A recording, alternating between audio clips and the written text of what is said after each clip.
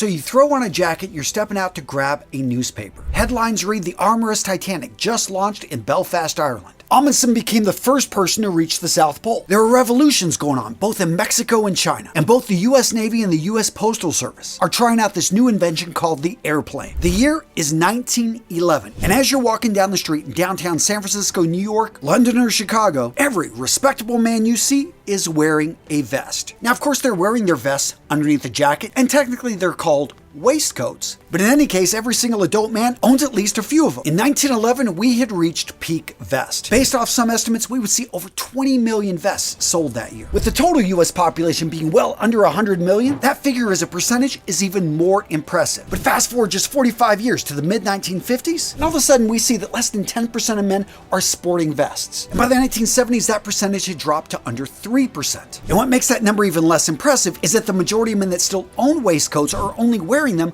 with formal wear, aka black tie tuxedos. So what happened to the waistcoat? Why did men stop wearing them? Well, the answer, gents, is right here in this photo. So do you see it? The clue is there, and I promise you, by the end of this video, it will be obvious to you. But before we get into why the vest disappeared, we need to first establish why men started wearing them at all. And the reason goes back to Charles II, who didn't want to be France's little bitch.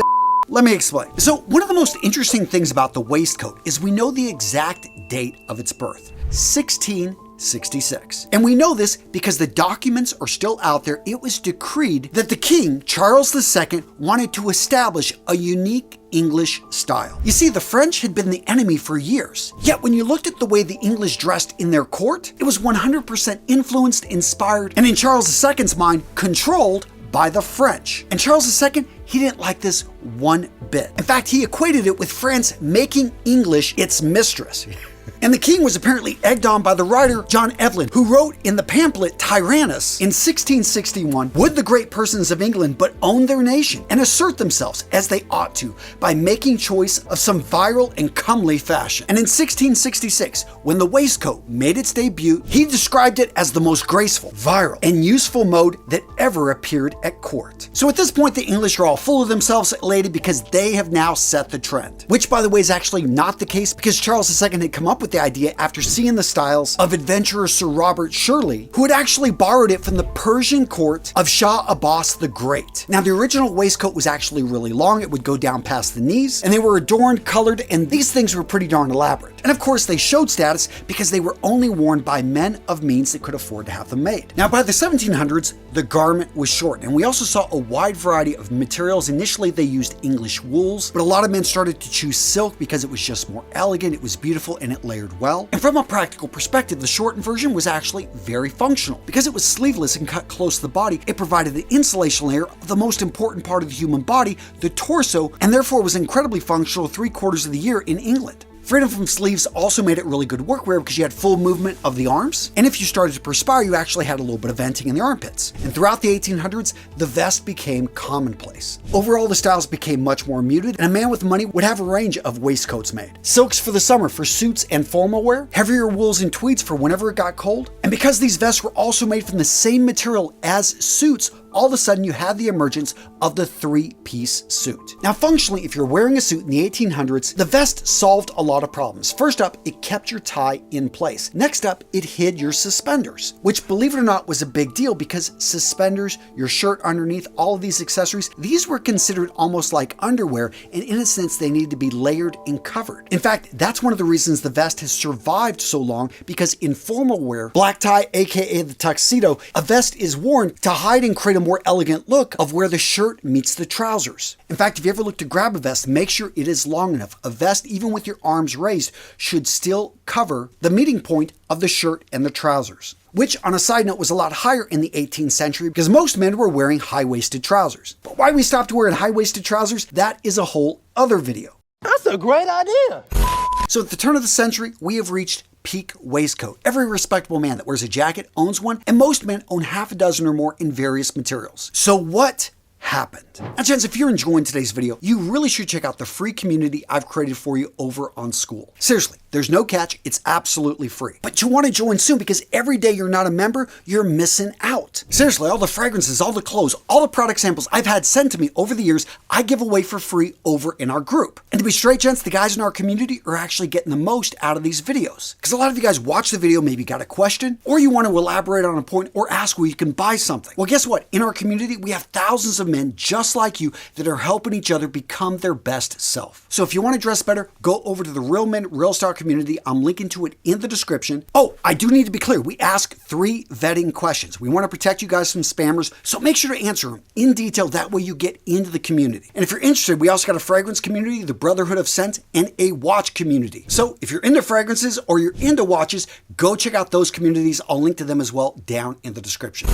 So what happened? Why did the waistcoat disappear? Let me start by asking, did you see that movie All Quiet on the Western Front? I loved it. I think it's one of the best anti-war movies I've ever seen, and it had me hooked right at the intro where we see clothing taken off the dead soldiers, washed of its blood, dried, then sewn back up, and handed to the new clueless recruits. So, what does that have to do with the waistcoat? Because in 1914, the world for the first time saw total war. Basically, you had countries dealing with shortages and having to make cuts in areas that previously they had no problem spending resource on. One of those big areas was the manufacture of clothing. So by the start of World War I, fabric rationing throughout Europe and even the United States was commonplace, and what you saw, a lot of civilian garments, they stopped making them. And the designers that were formerly doing runways, well, guess what? Now they're designing uniforms with conservation and functionality in mind. They wanted something that was durable that used the least amount of fabric. Now, vests and waistcoats still served a purpose. They were really good for providing an insulating layer, but they were made in less numbers, and most importantly for their life, they weren't made to be a part of uniforms. Now, after the Great War, things kind of returned back to normal. 1920s, 1930s, we again saw the production of the vest shoot up. Because again, it was functional and it was something men were used to wearing. But the numbers, at least percentage-wise, weren't like they were before World War I. By the early 1940s, the entire world is rationing their fabric and materials, and at the same time, we're seeing advancements in the way the fabrics are being made. They're more weather-resistant, more durable. They do a better job insulating. Well, with all these advancements in fabric technology, and again, uniforms did not leverage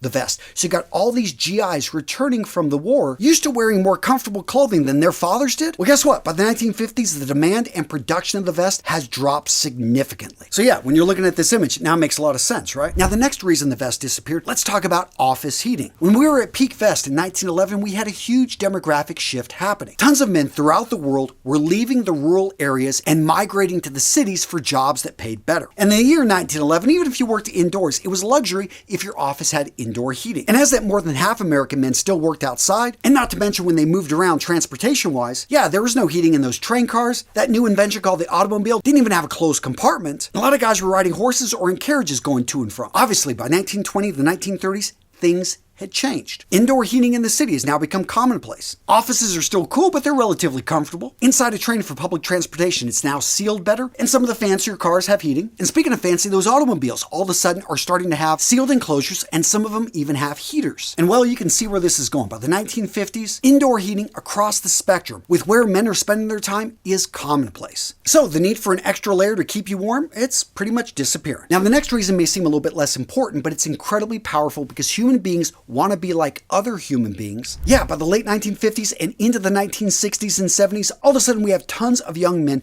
rejecting the old school styles of their fathers and grandfathers, and the waistcoat was a part of that style. In addition, with the disappearance of suspenders and the rise of the belt, all of a sudden wearing a garment to hide the suspenders didn't really make much sense. And his style became much more casual. We saw the rise of the jumper, the sweater. It had been around forever. Knitwear, that is, but it was often reserved for much more casual situations. However, by the 1960s, by the 1970s, knitwear and sweaters are becoming much more common daily wear for men. And by the 1970s and 1980s, you're seeing it even mixed in with formal wear. And because of its properties and ability to stretch, for many guys, they felt it was more comfortable, less expensive, and more functional than getting a custom-made vest. Because yeah, by the 1970s, they're becoming harder to find. Therefore, if you want to get one, you got to either go to a men's specialty shop or have it custom made for you. And as a former clothier, I will tell you, a well-cut vest that fits the body is one of the hardest garments to make. Seriously, ask any tailor for a vest to look good on a hard-to-fit body type. That thing has to be cut just right. That being said, if you're in decent shape, just make sure it fits you in the chest, get it with that adjuster in the back, and you will be just fine. So by the 1970s, men's style is much more casual. The two-piece suit reigns. And even that garment is starting to see a decline. So with all this bad news with the waistcoat, why didn't it disappear? Why did it stick around? Well, I mentioned earlier, the majority of vests are still sold today as a part of a formal wear outfit. In case you didn't know, when it comes to dressing black tie, there are actually set rules, which some people find off-putting. My answer to this is it makes it really simple. You just simply dress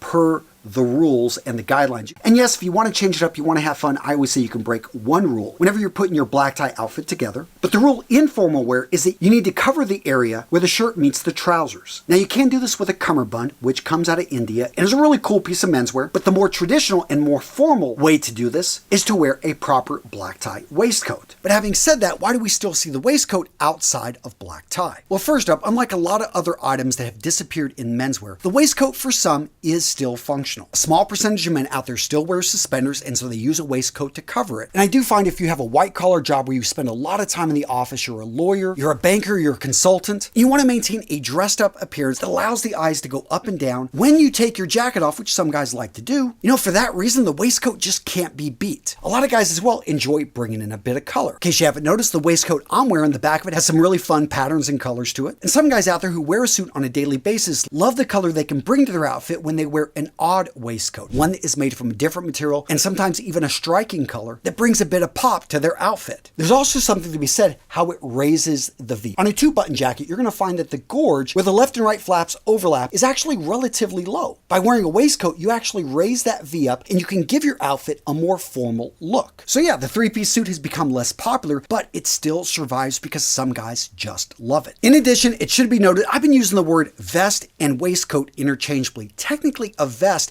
is a waistcoat that is made to be worn as outerwear. And that's another place where this garment has survived, especially in the Western wear scene. A well-fitted vest helps keep a tucked-in shirt from billowing out and going all over the place. In fact, one of my best friends, godfather to my daughter Katya, Ryan Mash, as you can see him, he loves the waistcoat. He wears it all the time when he goes out swing dancing, and he loves how it brings a bit of color and a bit of style and flash to his overall outfit without getting in the way. In fact, if you're a photographer, I always recommend that they grab a good-looking waistcoat, because if you're at a fancy wedding, everyone else is wearing a jacket, but you're moving around working, it's a great way to have a more buttoned up look without retaining as much heat that would build up, with a jacket. And of course, I got to give a shout out to some of the subcultures out there like steampunk and the vintage fashion movement that have loved, maintained, and used and ensured the waistcoat lives on. Now, gents, if you enjoyed this video, you are going to love this one right here. Why did men stop wearing suspenders? Why did they stop wearing hats? Guys, I got you covered. Boom. Check it out. Both of these videos, solid. Yeah. Click right there. Check it out. Oh, yeah.